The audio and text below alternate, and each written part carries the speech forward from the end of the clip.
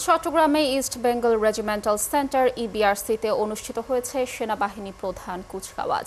কুচকাওয়াজ পরিদর্শন এবং কুচকাওয়াজের সালাম গ্রহণ করেছেন সেনাবাহিনী quarter master general lieutenant general Mohammad Foyzur Rahman. East Bengal রেজিমেন্টের রিক্রুট ব্যাচ 2025-এর নবীন সদস্যদের শিক্ষা সমাপনীতে এই আয়োজন করা হয়।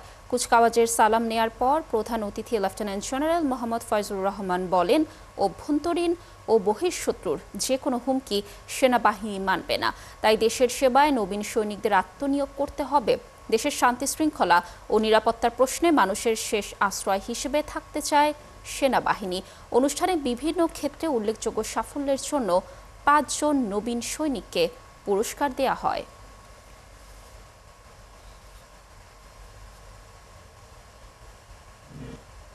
জীবন বিপন্ন করে হলেও এই দেশের স্বাধীনতা, সার্বভৌমত্ব ও অখণ্ডতার প্রশ্নে কোনোভাবেই কোনো আপোষ না করার অঙ্গীকার করেছ।